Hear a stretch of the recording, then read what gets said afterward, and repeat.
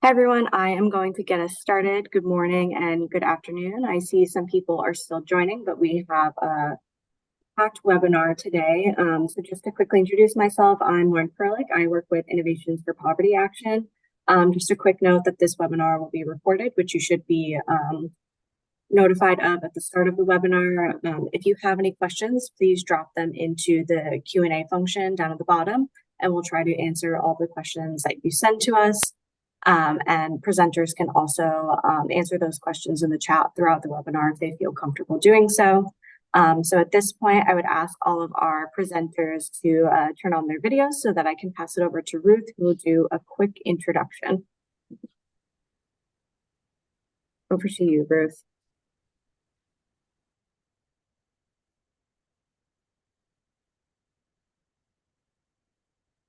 Good morning, good afternoon, good evening, and welcome to Inclusive Futures, Digital Financial Inclusion to Achieve the SDGs. I'm Ruth Goodwin-Groen, the Managing Director of the Better Than Cash Alliance, and I'll be your moderator for the next hour of our time together.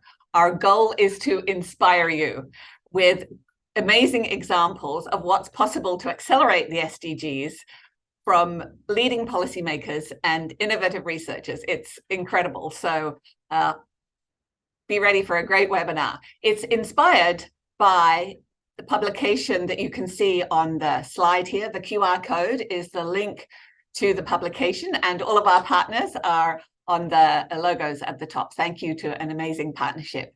Today, we've got new research and new policymakers, so it's you won't find it in the publication. It's for the first time you'll hear from these policymakers and researchers today. So I'm going to introduce all the speakers in the order that they'll be speaking, and then we'll get going. So we are going to start with Leora Klapper, who is the lead economist from the World Bank's Development Research Group. She's going to get us started. Then we're going to focus on SDG 5, and we're delighted to have with us Hinjat Shamil, who is the Senior Reform Advisor to the Minister of Finance of Ethiopia, and Emma Riley, who is an assistant professor of economics at the University of Michigan. Her research from Uganda will be shared today. For SDG 8, we have Ahmad, who is the head of financial inclusion for the Central Bank of Jordan. And both Ethiopia and Jordan and Mexico later are all members of the Better Than Cash Alliance. So we're delighted to have them with us. And Sean Higgins will also speak about his research in Chile. He's assistant professor of finance from Northwestern University. And there's a whole team from Chile he's representing. For SDG 13 on climate action, we are delighted to have Camila Zepeda with us, who is Mexico's it's a long title. Mexico's chief climate and biodiversity negotiator. So it's great to have Camila with us today. And the researchers that are sharing their research on SDG 13 are from Ghana, Flavio Malaguti, the University of California in Santa Barbara, and Edward Sningo from Innovations for Poverty Action in Ghana. And last but by no means least, our colleagues from the CEO, Rajesh Bansal, from the Reserve Bank of India's Innovation Hub. So you can see we have an amazing lineup today. And so I'm not going to waste any more time in introductions. I'm going to ask Leora to get us started. Thank you, Ruth. Let me share my screen.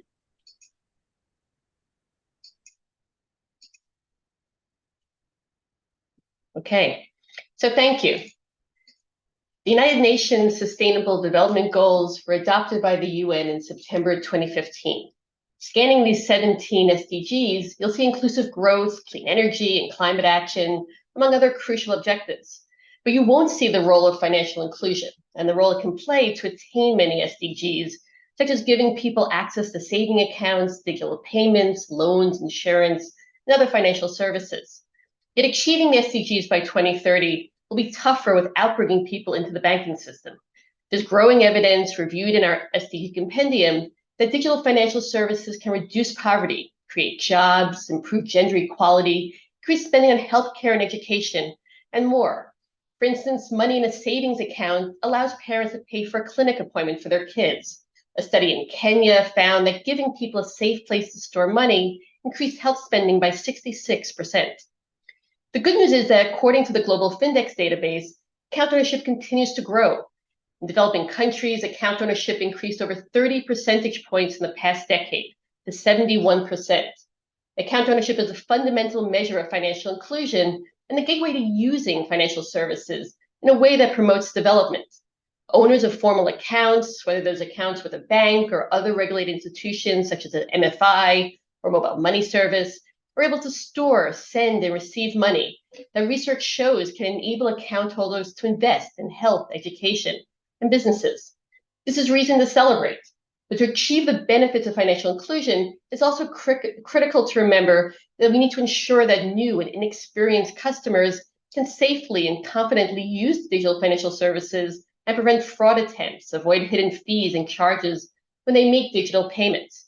A key aspect of financial inclusion is ongoing financial education and support to improve digital and financial literacy skills, in addition to product design that considers customer abilities and strong consumer safeguards to ensure that customers benefit from financial access. There are a number of channels through which financial inclusion can help achieve development goals. Saving accounts make it easier to save. People save more, invest more, and earn more, which can help lift them out of poverty and achieve SDG 1. Women in Nepal who were offered a simple bank account increased their total assets by 16%. In India, a government effort to open banks in rural areas helped cut rural poverty by up to 17 percentage points.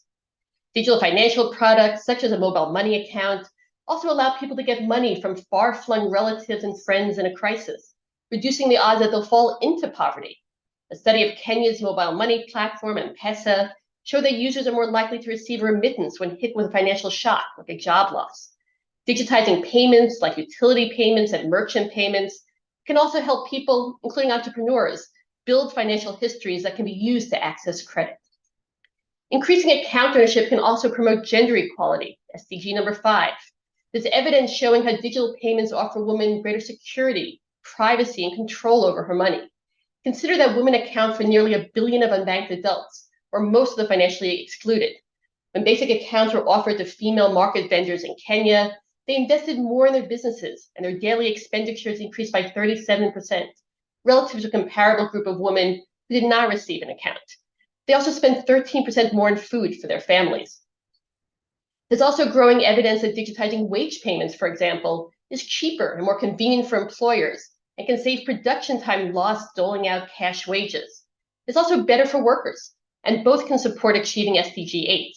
Our research finds that workers receiving auto deposit of their wages more than double their savings, are more likely to send money home directly from their phone without the help of an agent, and over time learn to become savvier financial customers as compared to workers paid in cash. And finally, climate events have surged in the past decade, and low-income people often feel the brunt of the impact because of their higher exposure to climate events, greater vulnerability to negative impacts, and fewer resources to rebuild and recover losses quickly. Many people who face higher exposure to climate-related natural disasters also tend to rely on agriculture as a primary source of income, creating a double hit of loss of assets and loss of labor productivity and income when a natural disaster strikes. Financial inclusion can support the urgent need for progress towards SDG 13.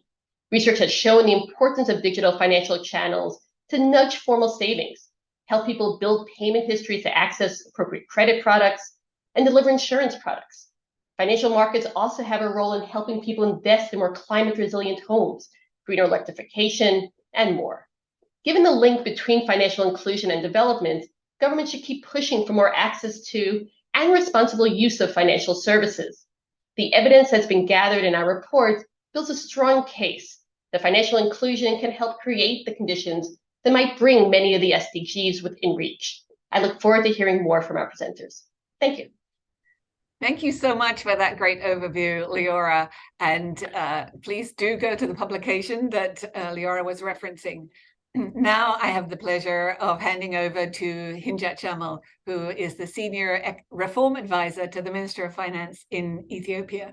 And she will be focusing on SDG 5, on reaching gender equality. So over to you, Hinjat. And Lauren is just about to pull up the slides.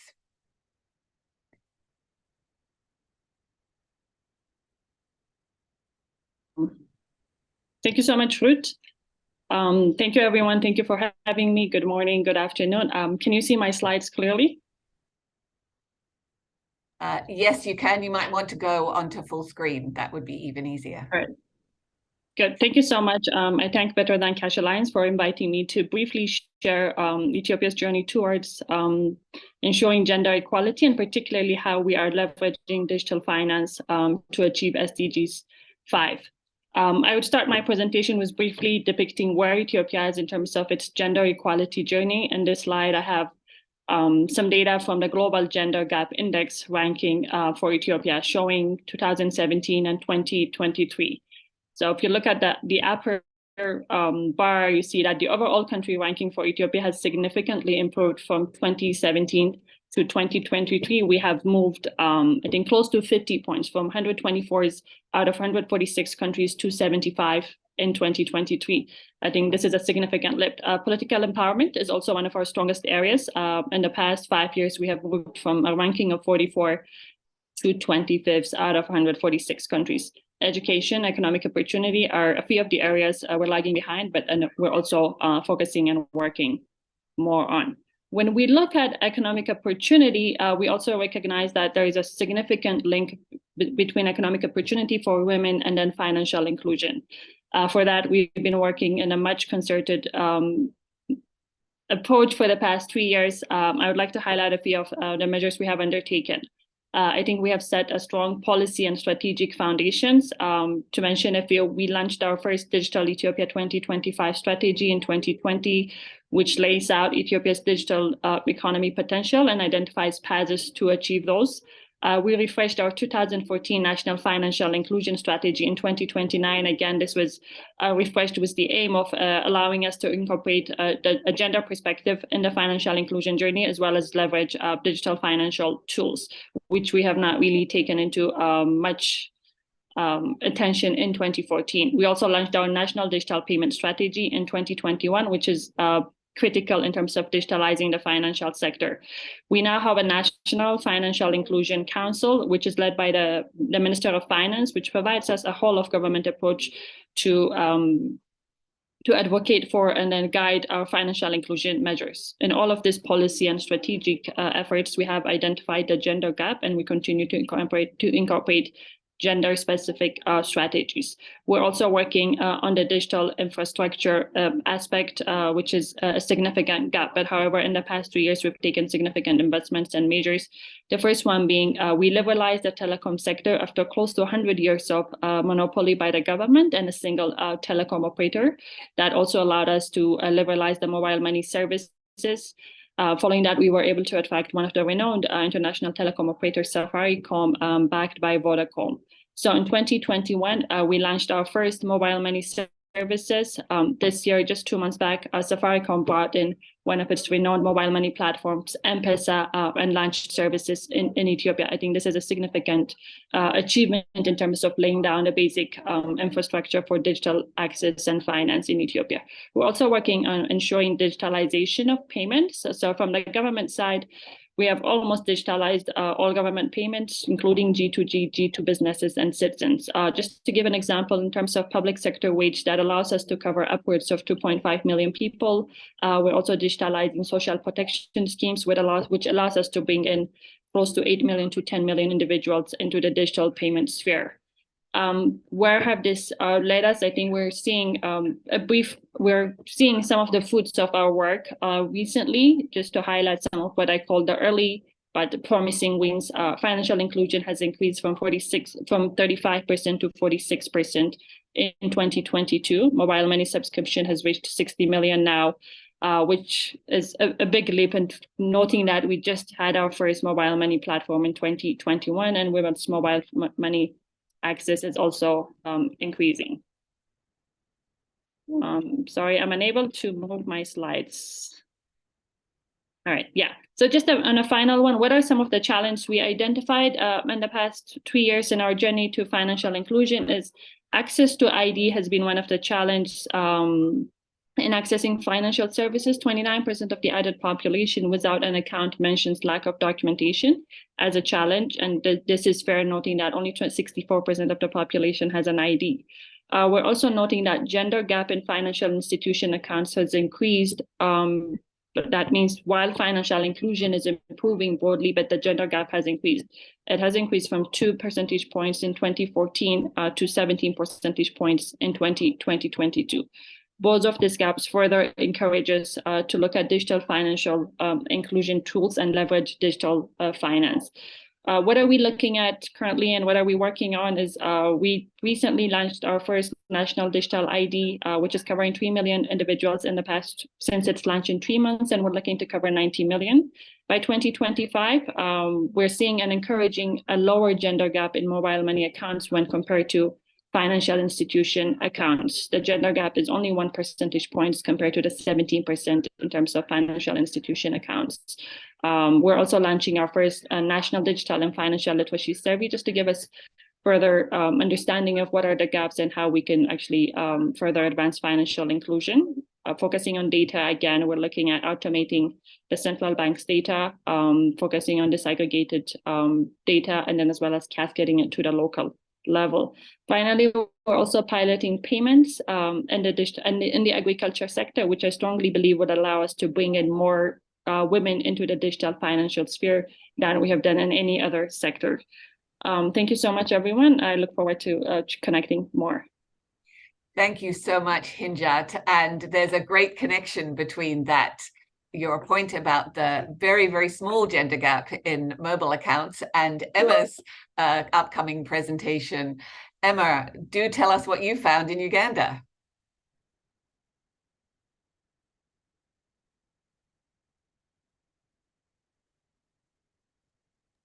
I think you're still on mute. Great. Thank you very much, Ruth, and thank you for letting me take part in this webinar. So my research in Uganda looks at how digital financial services can economically empower women.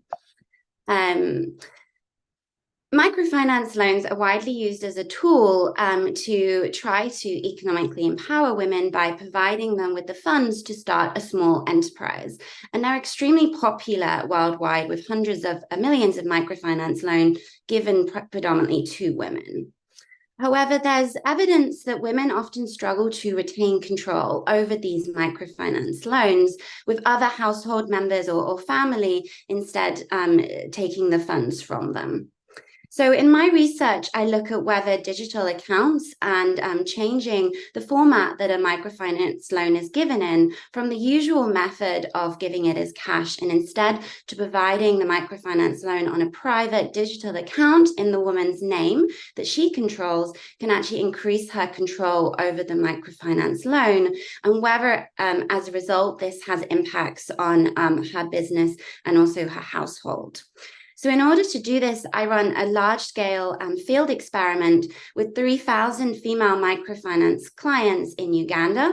These were predominantly from the Kampala area, but represented a range of businesses from sort of market stalls to some farming activities as well. And I randomly assign these 3,000 women 1,000 to remain receiving their microfinance loan as cash in the usual manner that it was given in, 1,000 to receive their loan still as cash, but also to get a mobile money account in their name, and 1,000 women to now receive their loan in a digital manner on this new mobile money account that I give them. So I have 3 main findings. Firstly, that dispersing the loan on a digital financial account increased women's financial control over the loan. So I see that women who receive the loan on the mobile money account store the loan on the account for a period of time, and they're able to draw it down as they need it for their business over time. In the interim, any part of the loan that they want to keep to use later is protected on the account. It's not visible to other family members, and so the woman retains control over that money until she needs it. I see as a result that more of the loan is invested in the women's business. Women who receive the loan on a mobile money account have 11% higher levels of business capital. And I see that the effects are largest for women who had the lowest financial control prior to the study, so who experienced the most pressure to share money with other family members. And this shows how digital financial services can help to achieve SDG 5 by raising women's financial control. My second finding is that increasing women's financial control also increased their incomes. So women who receive the loan on a mobile money account instead of as cash have more profitable businesses. In fact, their businesses make 15% higher profits every single month. So it's a big increase. And indeed, the increase was even larger for the women who were most subject to pressure in their household to share money with others, who had the least financial control at the start of the study. These women see a 25% increase in their monthly business profits just from having the loan disbursed on a mobile money account instead of given as cash. So this shows how digital financial services can help us achieve SDG 5 by raising women's incomes and increasing their income generating ability. Lastly, my study showed that the increase in income for the woman also increased her welfare. At the household level, I see that the woman's household income was higher, that mirrored the increase in the woman's business profits. And also then the household consumption was higher. The household was able to spend more on food and children's education in particular. I see that women made more decisions in the household. This is often used as a measure of women's empowerment, so that also increased. And women report improved well-being and reduced stress about their finances. So this highlights that digital financial services can help us to achieve SDG 5 by raising women's empowerment, improving their household welfare, and generally raising their well-being. So thank you very much for listening. Thank you to all the study participants, some of whom you can see on the right there. And here's my contact information if you'd like to reach out. Fantastic research there for increasing gender equality and the relationship of financial inclusion, women having accounts in their own name that they can manage. I love those numbers of 15% higher monthly for everyone and 25% for women who didn't have so much control to start with. So those kind of profit numbers are very compelling. Thank you. And thank you so much to Hinjat. The progress on Ethiopia is phenomenal. And thank you for sharing your journey. And we will obviously keep tracking how that progress goes. And there are questions coming in the chat that we'll have a chance to respond to later for both of you. So very inspiring. Thank you. So now we're going to SDG 8, Decent Work and Economic Growth, and over to Ahmad, who is the Head of Financial Inclusion at the Central Bank of Jordan. Ahmad.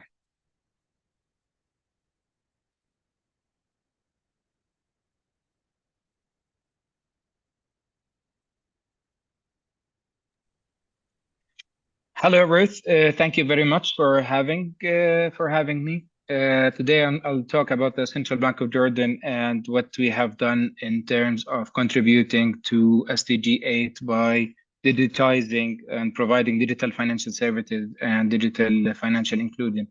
First of all, we worked on the.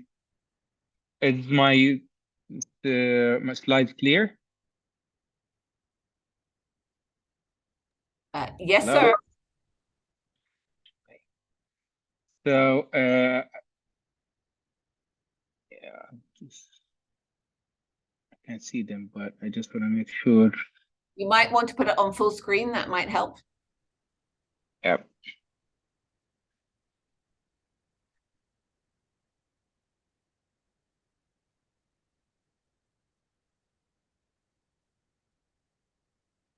But if not, just keep going. You'll be fine. Okay, so first, the first financial inclusion strategy, we worked on expanding access to digital financial services. We have in 2019 we worked hard as product of the first national financial inclusion strategy. We developed the basic bank account and used digital wallets, payment service providers as well, and expanded agent network to provide access to open wallets, particularly to digitize social government to people, government social benefit payments to people. And then, as you know, COVID-19 hit, so it was mandatory to go fully digitized. We took a gradual approach at the beginning to cover as much geographic areas as possible, but due to the pandemic, we had to cover and digitize all emergency payments, in addition to more than 50,000 households that beneficiaries of the National Aid Fund. And in terms of households, the digital wallets as well were helpful in delivering emergency payments to refugees as well, where 98% of UNHCR beneficiaries households received their payments digitally. Afterwards, what the impact that we have seen, first of all, access to formal financial services that increase particularly access to services like credit, savings, credit, and other financial services, and promoting financial inclusion.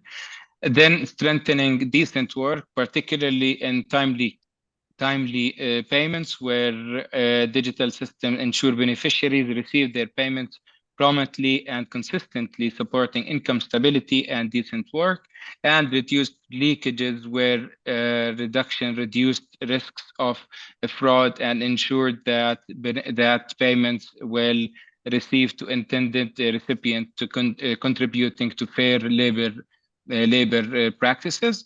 Economic growth as well, where simultaneously Central Bank of Jordan issued regulations to regulate instructions to regulate finance from non-bank institutions, including crowdfunding, leasing companies, and whatsoever. So that created opportunities for MSMEs, access to finance given the digitized new entrant to the market. In addition to data-driven policymaking, that as we are currently working on our national financial inclusion strategy, the second one, it improves targeting and looking at spending patterns and enabling us to target policies to different geographic areas, and definitely alternative scoring for access to finance. Besides resilience and crisis response, as we said, 98% of refugees in Jordan have received their aid through digital wallets, which gave us this flexibility and resiliency in terms of reaching out to the needed at the time relevant. On the other hand, we've been working on digitizing wages. We particularly worked on the garment sector and education. We took the sectorial approach. In the garment sector, we've realized that in terms of contributing to SDG 8, the timely payments, digitizing salaries, ensure that they receive their wages promptly and consistently, which supports income stability and decent work, plus enhanced oversight. In terms of teachers, we've observed issues in terms of corruption and theft. We mandated digitizing of salary in education sector, and in order to license schools as well, so that reduced theft and whatsoever. And it provided more intuition for users in terms of strengthening decent work and digital pay slips, where people knew more about their spending behavior and secured their transactions. Again, financial inclusion, we've seen increasing at that we've launched or published our 2022 diagnostic study, where it shows growth of usage of digital financial services and MSMEs financing as well. For the way forward, the central bank currently is working on developing the second national financial inclusion strategy. This time we're focusing more on quality of digital and usage of digital financial services for an access to all financial institutions. The plan is to increase the number currently from 43% to 65%, narrowing the gender gap from 22 to 11%, which resonates with SDG 5, and promote adoption of digital financial services for Jordanians from 38% to 80%, all targeted to be achieved by 2027. Thank you. Fantastic. Thank you so much, Amar. And you've got 6 benefits on the SDG on economic growth, and 4 benefits on digitizing wages for both the economic growth and the decent work. So thank you so much for that presentation. Now, Sean, over to you and your team on the really interesting work you've been doing in Chile.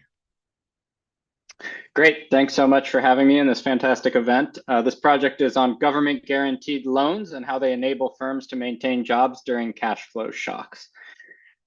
And this project is joint work with a team of researchers. So the project's in Chile, and it's a collaborative effort with researchers at UC Berkeley, the Universidad de Chile, and the Inter-American Development Bank. And we also have a large team of collaborators on related projects and research support. And of course, want to thank our funders. So the theory of change that we had in mind behind this project is that the COVID-19 pandemic led governments to impose lockdowns in order to control the pandemic and protect public health. These lockdowns led to a reduced demand for goods and services, which led to a cash flow shock for firms as they experienced a decrease in revenue. From the bank's perspective, this shock to firm cash flows creates additional risk for the bank when it's thinking about making loans to firms. And on top of that, the pandemic itself just generated some general macroeconomic uncertainty that created additional risk for these banks. And so the combination of these 2 forms of increased risk led these banks to not lend to a number of firms that they might have lent to in normal times. So from the firm's perspective, this reduction in their cash flows and their inability to get a loan from a bank would lead them to be unable to pay all their workers and to end up having to fire or furlough workers to survive the shock.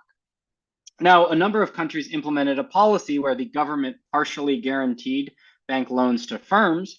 And so once they did that, the banks, from the bank's perspective, it was now less risky to lend to these firms. So they would end up lending to firms, and this would allow them to maintain those jobs that they would have otherwise not been able to maintain if they didn't have access to loans.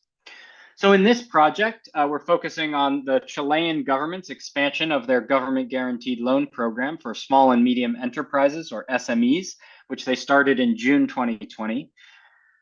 This program existed before COVID, but it was greatly expanded during COVID. So during COVID, they lent out they provided 14 billion in support through government guaranteed loans compared to an annual average of $1 billion in non-crisis years. The way these loans work is that 75 to 80% of the loan made by the bank is guaranteed by the government. So that reduces the risk faced by the bank. The banks can charge a maximum of 7.7% annual interest rate.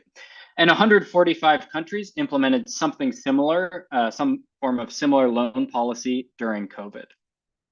So we partnered with the Chilean bank Banco de Crédito e Inversiones, or BCI, to offer loans to SMEs who had previously applied for loans but been rejected. So the government wanted these loans to be targeted to those riskier firms who wouldn't otherwise get loans without this government support. And so they imposed a restriction that the loans had to go to risky firms. One way that you could define a risky firm under the policy was that it was a firm that previously applied for a loan during COVID from that bank, but was rejected because they were too risky. So due to limited funds, the BCI could not offer loans to all the newly eligible firms. And so we worked with them to randomize loan offers to half of about 10,000 small and medium enterprises. And these SMEs had between 1 and 110 employees. The median was 3, so these are relatively small firms. So the first thing that I want to show you is that before getting to the results of the experiment is that COVID-19 and lockdowns did reduce SME revenues. So here I'm showing you a graph using data we obtained from 6 banks across 6 countries in Latin America. And what you can see is that when COVID started, you see a big reduction in the revenues that these firms are getting as measured by various types of deposits into their bank account. And so you see a big reduction in firm revenues due to COVID-19. And then I'm not showing this in the graph, but we use variation in Chile across neighborhoods over time in terms of whether those neighborhoods were in lockdown or not, and find that lockdowns further reduced revenues for these SMEs. So the main result from the experiment was that loans led SMEs to maintain jobs during the lockdown. So you can see that here in this graph, first comparing the gray bar to the gold bar. When firms were not in lockdown, they were able to maintain the same number of employees, regardless of whether they had access to a loan from being in our treatment group. But when in lockdown, if you compare the blue bar and the gray bar, firms without access to the loan ended up having to fire or furlough about 0.2 employees on average. That's why you see a lower value for that blue bar. Whereas for firms with access to the loan, because they were in the treatment group, when in lockdown, they were able to maintain the same number of employees as if they were not in lockdown. And so that means that this policy enabled SMEs to save jobs, which contributes to SDG 8. Thank you. I'm sure there'll be lots of questions for you about that research, Sean. Thank you so much for sharing that, because there's going to be lessons for other governments that not just COVID situation. So, and thank you to Amr for the great work that you've done, also sharing on your progress in Jordan and the results that you found. It's my great pleasure now to hand over to Camila Zepeda, who, as you know, is Mexico's Chief Climate and Biodiversity Negotiator, to talk about SDG 13. So over to you, Camila. Thank you very much, Ruth. And we've seen now that digital financial inclusion has helped achieve SDGs, and then it's also true for climate action. And we see that both in mitigation and adaptation, and then to address the loss and damages of extreme weather events. So in mitigation, we see that sort of the shift from cash-based transactions to digital payments has the potential to reduce the environmental impact associated with the production, transportation, and disposal of physical currency. And particularly when we're talking, as Mexico is a large country with very remote areas. Could I just interrupt you for 1 minute? Rajesh, could you go off video just until we get to you? That would be, it accidentally came on. Thank you so much. Camila, sorry for interrupting you. Back to you. Okay, so talking about mitigation, was explaining that, for example, in Mexico, we have a very large country where accessing bank offices and ATMs is very intensive in carbon footprint. So going through a cashless society definitely helps mitigate a lot of emissions. And in that sense, we have been promoting a digital payment platform to make sure that individual businesses can make digital payments using QR codes, reducing the use of cash, and that's it helps all of the resource-intensive production and transportation. Then on adaptation, we do believe that we need to move toward a more resilient businesses, and that's important for us to empower sustainable entrepreneurs. In Mexico, most of our economy is informal economy or small and medium enterprises. And in order to promote sustainable practices and benefit from these digital financial services, we have provided green incentives. So there's specifically programs for microfinances, rural banking, and more specifically for green financing programs to offer specifically loans and credits facilities to entrepreneurs, small and medium and also size enterprises to engage in eco-friendly projects.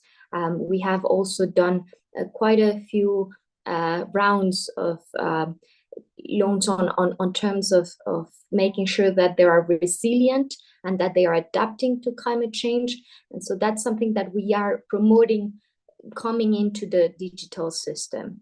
And finally, it's just when we're talking about extreme weather events, Mexico is a very prone country and vulnerable country to disasters, to droughts, to hurricanes, and it's quite a concern when particularly populations in vulnerable areas that are marginalized, that rely on cash, then in one set of these natural disasters, they lose all of their wealth, they lose all of their cash, they lose all of their possessions.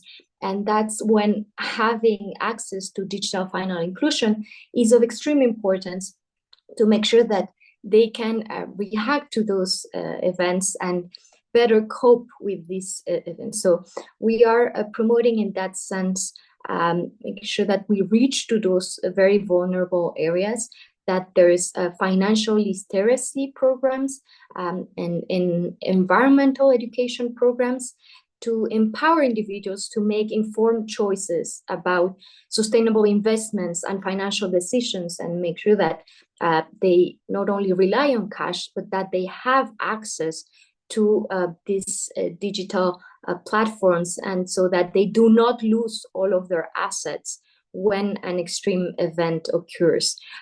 So definitely it's worth investing in financial literacy and education linked also to environmental education, and promoting all of the right incentives that we would need for those populations that don't necessarily have access to it. And it has been proven to be very challenging, particularly in those very remote areas that do not necessarily even have internet connection. So we go into a broader impact that we need to make sure not only that we are providing the digital inclusion, that we are providing the financial literacy, but that we're also providing access to internet in those rural areas to make sure that they can then take advantage of this new digital platform. So it is a powerful tool, but still it needs to consider all of the inequality gaps existent to make sure that we can prevent and make a good use of these new technologies. That's all on our part. Thank you very much. Camila, it's great to hear how you brought in the mitigation side as well as the adaptation and resilience side of the climate change agenda for achieving SDG 13. And thank you for reminding us all about the challenges of inequality, which is in access to in the digital space as well. I'm sure there'll be lots of questions for you, but let me go without further ado to our researchers who have been working on the adaptation side. So, and as well as on mitigation. Wait, Flavio, I think I should just hand over to you straight away. Thank you so much for having us and allowing us to present today. I'm sharing my screen right now, and my colleague Edward would be the one kicking us off. Edward, whenever you're ready. Okay, thank you, Flavio. So we'll be talking to you today on gas pay, linking LPG consumers and suppliers to better health and environmental outcomes. Okay, next slide. So globally, about 3 billion people still use biomass to cook in inefficient and highly polluting stoves, posing global environmental and health risk. The use of biomass causes significant damage to human health, especially for women and girls who are most commonly exposed to such domestic tasks. Yet, households face two main barriers to the adoption of clean energy sources such as LPG. First is a geographical barrier related to access to clean fuel, such as non-availability of filling stations or distance to the filling stations in most communities. Second is a financial barrier, such as the cost of LPG, the cost of the cylinder, and the fact that consumers have to purchase LPG in larger amounts. These barriers limit most households using these energy sources from transitioning to clean energy sources. The development and promotion of digital finance can help overcome these barriers and smoothen households' transition to clean energy use. I will now hand over to my colleague Fabio. Thank you. Thank you, Edward, and that's great. So then it was exactly by finding out and thinking about these barriers that we are in our research group decided to investigate whether digital finance can help lift those barriers that are currently holding back households to go through those clean energy transitions in Ghana. And what we are developing is what we're calling gas pay. Gas pay is an LPG, a specific digital marketplace that we're developing with Zipay, a mobile money company that operates in Ghana. And as a marketplace, GasPay is really interesting because it incorporates both demand and supply sides of the market to hopefully alleviate or lower the barriers that we are finding that households experience. So what GasPay does is on the demand side, consumers use digital mobile finance with their phones. On the supply side, the LPG marketing companies have a platform for them to use and see what demand is looking like. And then within the demand side, we can think about several different types of incentives to again break those barriers that we're identifying, including an earmarked mobile wallet that is specific for LPG.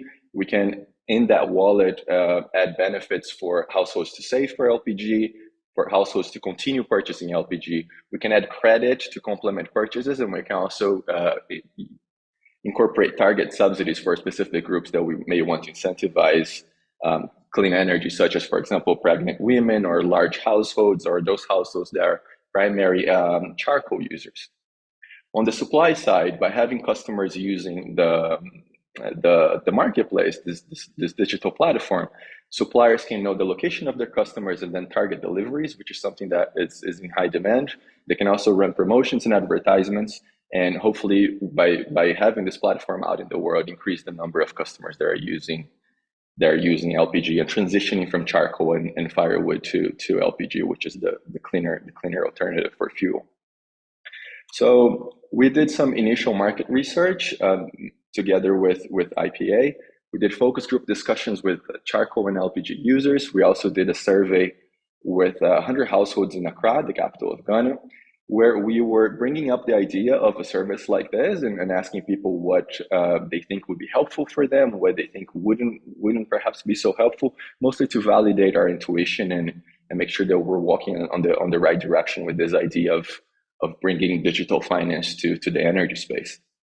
And so far, the responses that we've gotten were quite motivating, and they were in the direction of our intuition. So a lot of households said that delivery services would be something that is would be interesting for them. That speaks to the access gap, the access barrier that Edward presented. And they also mentioned that loyalty programs such as you buy 3 get 4 or something like these would be something that people would be interested in using, and they think would be helpful for them. So our next steps now is that we're developing what people in the tech space call a minimum viable product that is to be ready in 2 months. So we're going to be doing pilot tests with this project thereafter, and we're still tying up relationships with supply side to bring more companies into this marketplace to see if it really can thrive out in the real world. And yeah, that's what we have today. And please reach out if you have ideas for collaborations or anything else. Thank you.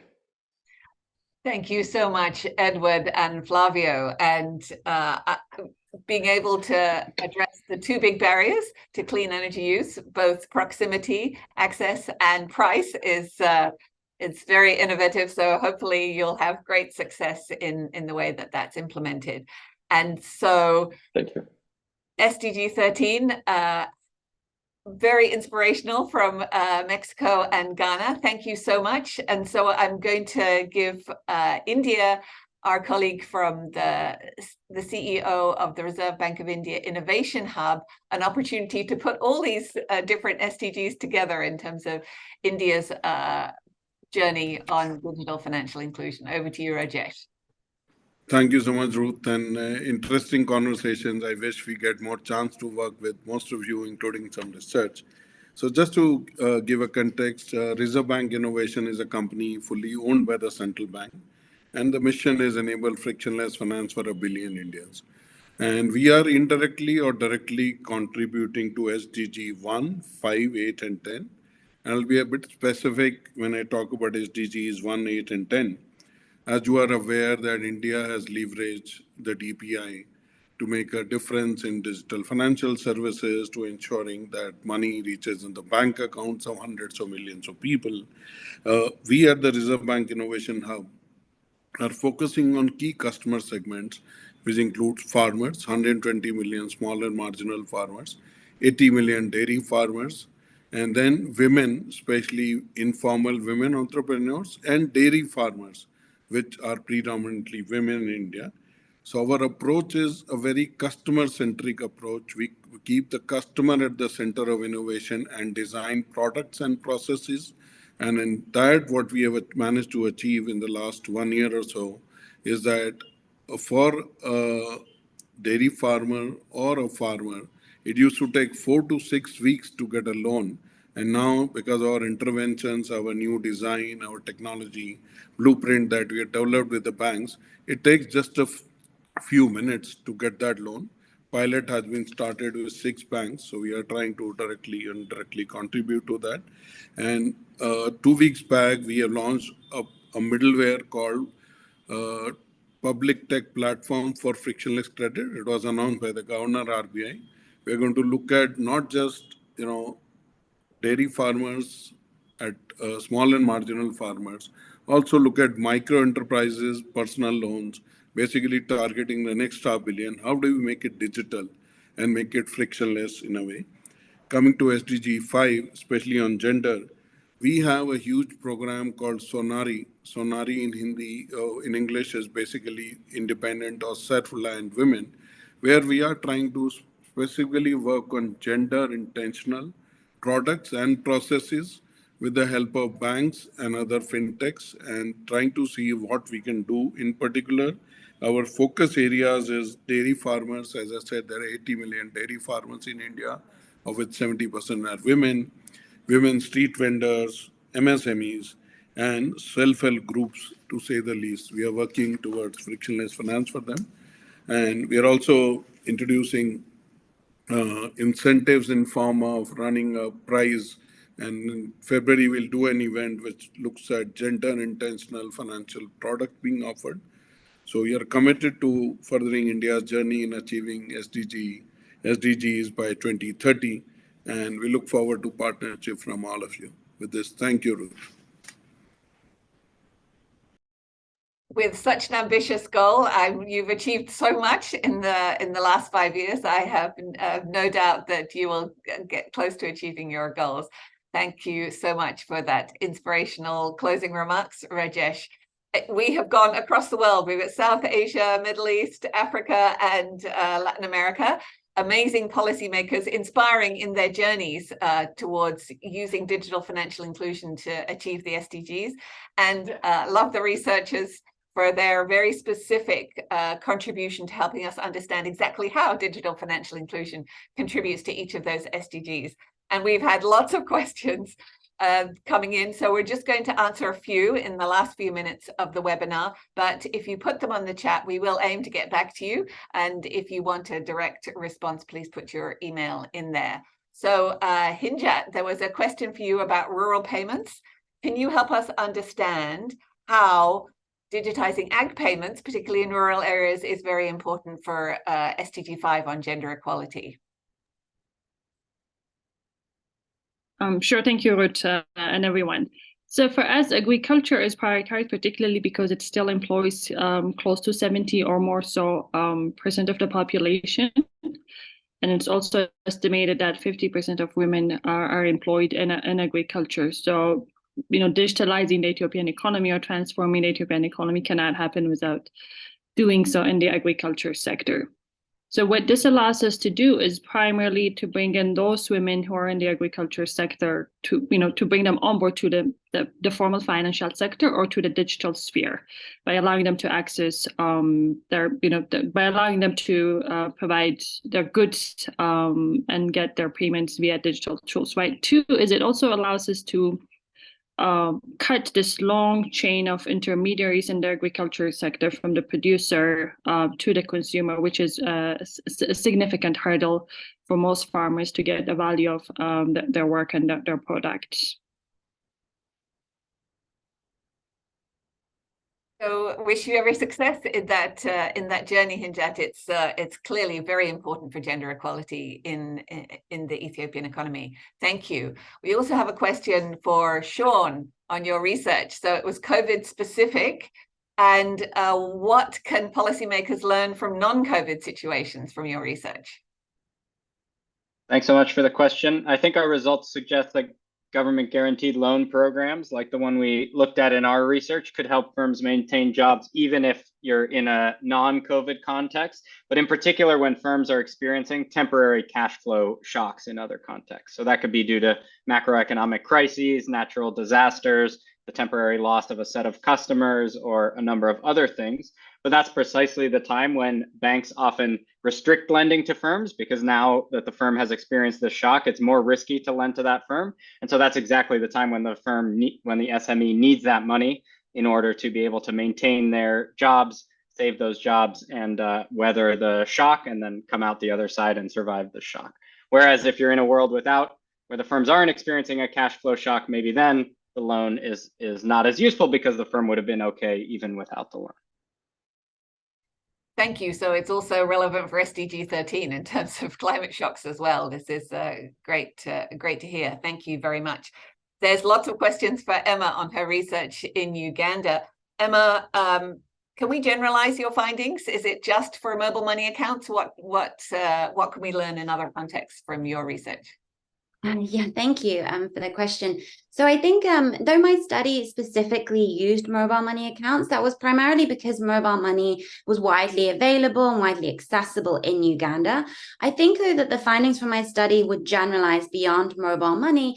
It really would just require there to be an account that's in the woman's name that only she can access or has some sort of protection so that only she is able to get to that money. And can be accessed in a digital manner. So I think any type of digital financial account would also work similarly to mobile money. That's very clear. Thank you so much. So it can be applied in a range of other contexts if you meet those criteria. Fantastic. Camila, what advice do you have for other policymakers who are not as specialized as you in the climate sense, but who are keen to use digital financial services to help achieve SDG 13? Is it more collaboration with the climate team? What advice do you have for other policymakers? Yes, definitely create synergies. We tend to work on silos, and that doesn't reflect on the work needed to be done. And for example, here you need to partner with both the Ministry of Finance, the Ministry of Education, the Ministry of Environment. And so it's a great ecosystem that we need to promote, and mostly is sort of that coordination that is needed to make sure that we have all of those incentives in place. Fantastic. It's not easy, but it is definitely, the result is really important for the future of our planet. So I hope all the policymakers listening can be inspired by that example, that we'll take collaboration with all of the players, but it's definitely worth it.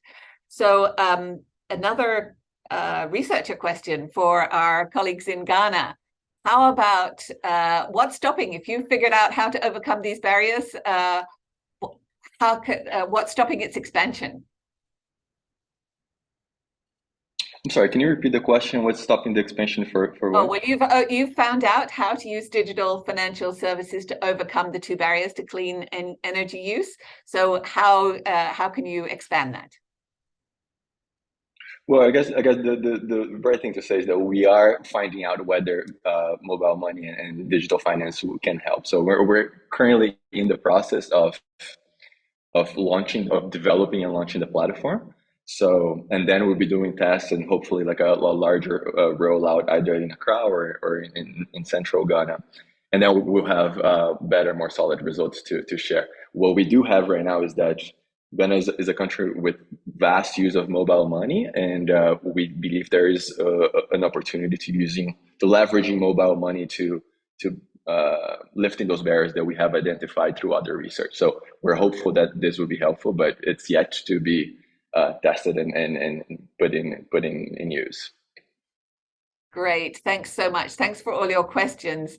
And there's clearly, it's been inspiring for everyone to hear all these great examples from policymakers and researchers. We have final word from the UN Secretary General Special Advocate for Inclusive Finance for Development, Her Majesty Queen Maxima of the Netherlands. And she did the foreword to the publication, and she has wants to remind us all that a key priority as we look forward to 2030 is to ensure that financial services build resilience, that these new approaches we've been talking about need to reach the 30% of adults in developing economies who remain unbanked. There's still a big challenge out there in front of us, including a heightened focus on savings and insurance products in the challenges that are being faced, whether it's in the global conflicts and inflation or the cost of living crises. And so in these challenging times, digital financial inclusion provides an important tool to build resilience and realize the shared prosperity envisioned by the SDGs.